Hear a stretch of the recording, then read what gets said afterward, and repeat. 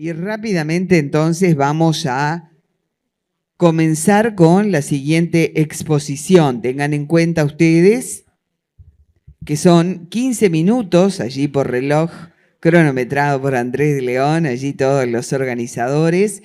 Y también, ahora que ya están todos, presten atención por favor. Nos acaban de confirmar que el ómnibus, el micro, mejor dicho, que va a estar saliendo el día de mañana rumbo a la Sociedad Unión de San Carlos, 8:20 va a estar saliendo de aquí, del cuartel de Dragones. Así que todos aquellos que están alojados, que no tienen transporte, que quieren ir todos juntos, así se van charlando, tengan en cuenta que son unos 29 minutos, 30 minutos de aquí a San Carlos. Así que sí o sí hay que salir 8:20 de acá, mañana tempranito. ¿Sí? Muy bien. Comenzamos. José Gómez Lagos, de Tacuarembó. Bienvenido a Maldonado, entonces, hablando de hitos musicales de Tacuarembó. Bienvenido y lo escuchamos. Adelante. Musical, en este lugar de tanta historia, rindo homenaje a Jaime Airaldi, autor de Marcha a la ciudad de San Carlos y música del himno a Leonardo Olivera, héroe patrio nacido en Maldonado. Homenaje también al hijo de San Carlos, Cayetano Alberto Silva, compositor de la marcha oficial del Ejército Argentino, conocido como Marcha de San Lorenzo.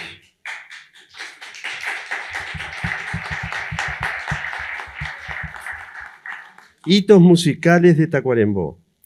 Desde el nacimiento de Villa San Fructuoso, en el entonces departamento de Paysandú, con escasos centenares de pobladores, la música, la danza y el teatro fueron las actividades culturales preeminentes. Tempranamente tuvo afamados guitarristas, entre los que destacaban el futuro brigadier general Fausto Aguilar y Rosendo Barreiro.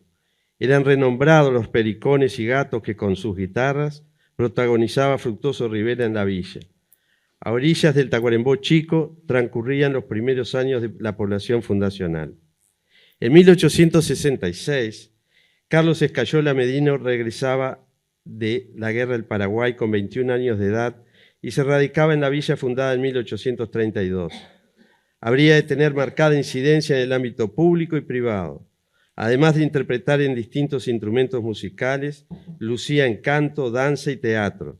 Cofundador del primer club social del departamento, esmerado anfitrión, organizaba célebres tertulias con obras preferentemente clásicas e intérpretes como el maestro oboísta Osia Faleri y el violinista Santiago Fabini.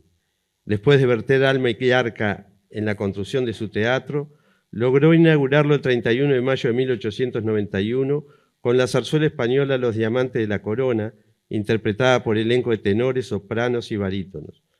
Fue el primer edificio relevante de la villa, uno de los primeros teatros del país y Sudamérica.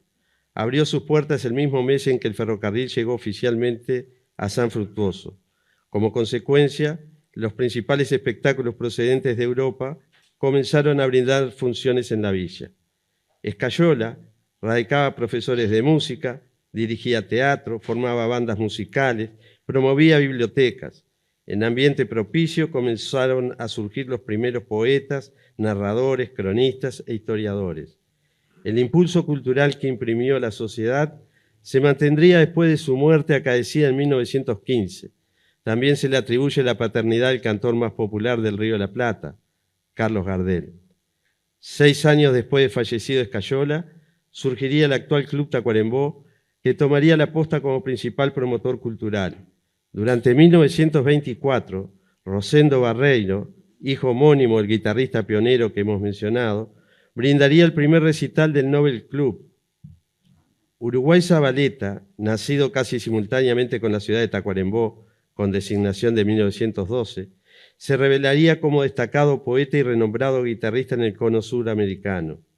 En tanto, la primera hija del secretario del Club Tacuarembó de 1923, Celia Roca Toco, artísticamente Roca Esteves, habría de convertirse en la primera pianista tacuaremboense de trascendencia nacional e internacional. Mientras tanto, se expandían los conservatorios musicales en el país. La ciudad tendría el W. Colliger, el Faller y Balso, que contaría con Nélida Camacho como directora local, autora de más de 60 obras, incluyendo la música para entrada y salida de pabellones en centro de enseñanza de todo el país. Romualdo Moro, actualmente América. Granados, de José Tomás Mújica, después de su muerte, Conservatorio Mujica. Schumann, de Edith Coitinho.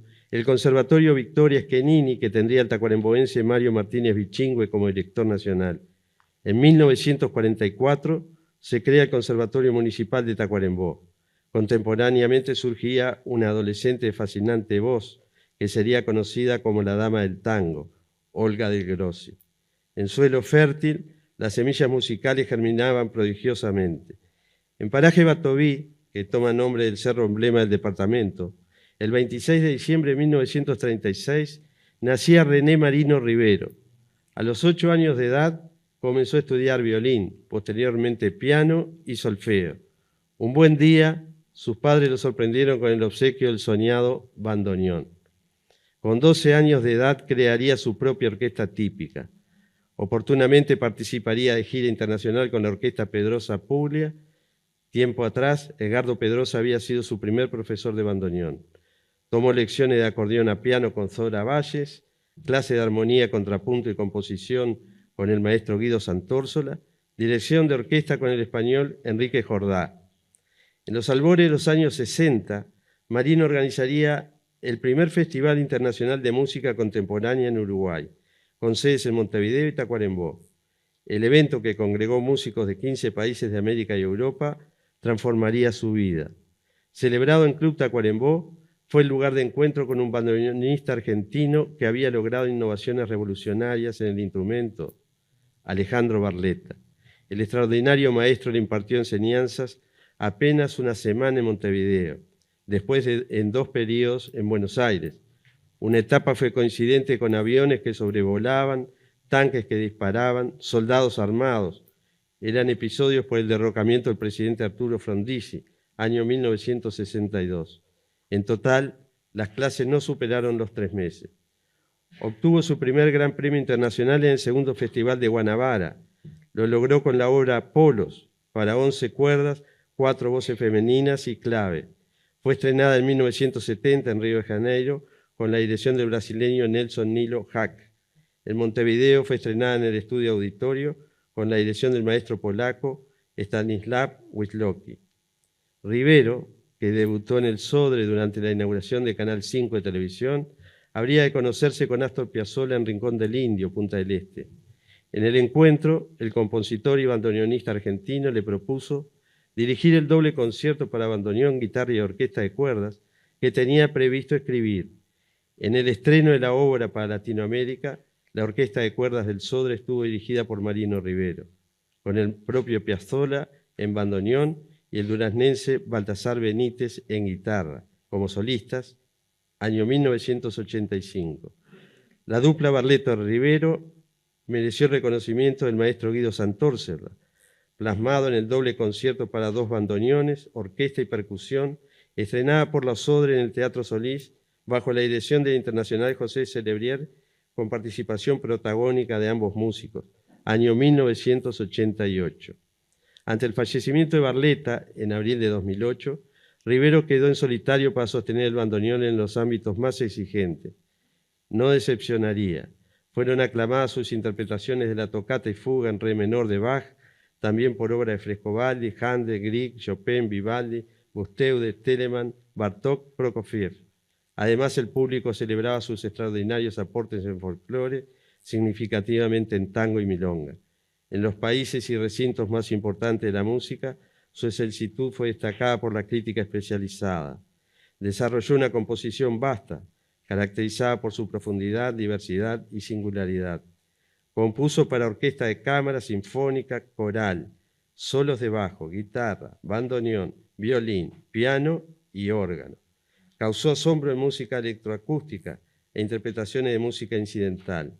Desechando distinciones polémicas entre música clásica, contemporánea o popular, compuso, transcribió e interpretó, concitando la atención de los sellos discográficos más prestigiosos. Era considerado el bandoneonista más importante del mundo, en actividad, como solía corregir, en reconocimiento a su admirado maestro Barletta. Nuestro país no ha vuelto a tener una figura de tal magnitud. En la década del 40, Tacuarembó, que iba superando los 20.000 habitantes, sin una sola calle pavimentada, recibió en su vecindario al célebre maestro vasco, José Tomás Mujica. Pocos años antes de su emigración, en concurso en la ciudad española de Éibar, como director de la banda Diapasón, había obtenido la medalla de oro. Al regresar a Tolosa, su ciudad natal, en medio de gran clamor popular, recibió batuta de ébano recubierta con el renombrado oro de Éibar. Precedido de premios y estudios relevantes en Madrid, Barcelona, Bruselas, Berlín y París, había desembarcado en el puerto montevideano en 1913. Arribó el año de fallecimiento del compositor italiano Camillo Sciucci, ex alumno de Franz Liszt, fundador en Montevideo del Liceo Musical Franz Liszt. Su hijo Camilo, nuevo director, invitó e incorporó inmediatamente al inmigrante tolosano. Poco después llegó el maestro polaco Guillermo Kolliger, ex compañero de Sciucci, hijo en el Conservatorio de Berlín, que comenzó a impartir enseñanza en el Franz Liszt y en la Lira. Ambos centros tuvieron también a Mujica como docente. Kolliger no tardó en fundar su famoso conservatorio e incorporar a don Tomás a sus cátedras. En nuestro país, entre tantos laureles, Mujica Gaztañaga obtuvo reiteradamente el Premio Ministerio de Instrucción Pública en 1929, 1930, 1938 y 1941. Publicó, interpretó, compuso, enseñó, fue cofundador del Sodre y director de su orquesta sinfónica. Su famoso poema sinfónico Ayacucho fue estrenado en el Palacio Legislativo el 18 de julio de 1930, centenario de la juria de nuestra primera Constitución. Desarrolló labor pedagógica determinante para los músicos más importantes del país. De sus discípulos compendiamos entre compositores e intérpretes a Benone Calcavecchia, Carlos Sciucci, Santiago Baranda Reyes, María Angélica Piola, Benito Casal, Jaime Airali, Alberto Soriano, Ramón Ayestarán, Mercedes Olivera de Coughlin, Victoria Schenini Belcheri, Valentina Olivera, Nivia Mariño, René Pietrafesa, Jaurés Lamarque Pons, Abel Carlevaro, Héctor Tosar, Celia Roca Esteves. En Tacuarembó destacan su hija María Eugenia, Julia María de Andrés, Nelly Pascual, René Marino Rivero. Habiendo logrado por concurso el cargo de director del Conservatorio Municipal, Mujica opta por Tacuarembó. Con 61 años de edad en 1944, asumió como primer director del Nobel Conservatorio. Ni antes ni después, la ciudad tendría radicación de figura musical de tanta relevancia. Calcavecchia, su primer alumno, había resultado trascendente en la carrera de Eduardo Fabini. Anteriormente, Fabini había resultado fundamental para que Mujica emigrara a nuestro país cuando se conocieron en el Real Conservatorio de Bruselas, año 1905. Don Tomás ha dejado extensa obra. También ha sido extensa la obra compuesta para textos de relevantes tacuaremboenses como Ildefonso Pereda Valdés, Gesualdo Sosa, Walter Ortiz Ayala, Washington Benavides, Barzabás Ríos. Después de 8 décadas, desde el 10 de febrero de 1883, en Guipúzcoa, Mujica sigue dejando enseñanzas en el siglo XXI. Falleció en Tacuarembó el 15 de febrero de 1963. Profundamente conmovido, su antiguo alumno René Marino Rivero lo honraría con el único requiem que compondría. La técnica que logró desarrollar Marino le permitió alcanzar sonidos desconocidos en bandoneón. El 4 de octubre de 2009 brindó en Club Tacuarembó el que sería su último concierto. Presentó la suite lugareña en homenaje a Carlos Gardel, en estreno para Latinoamérica. Sin nada que preanunciara, tuve la sorpresa inmensa que me honrara con su dedicatoria. Falleció el 11 de marzo de 2010. En 2015, Club Tacuarembó inauguró la primera escultura al ilustre tacuaremboense, creación del artista Carlos Sabaño Galán.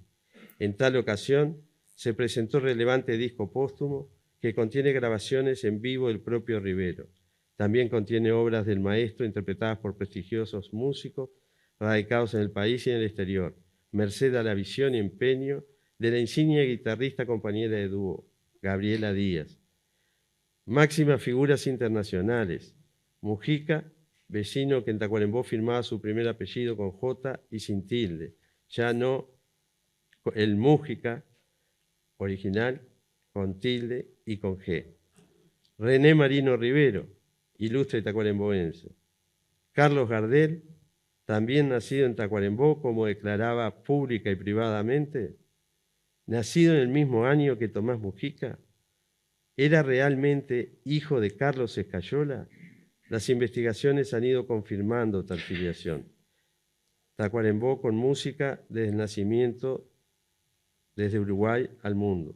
Hitos culturales de Tacuarembó. Muchas gracias.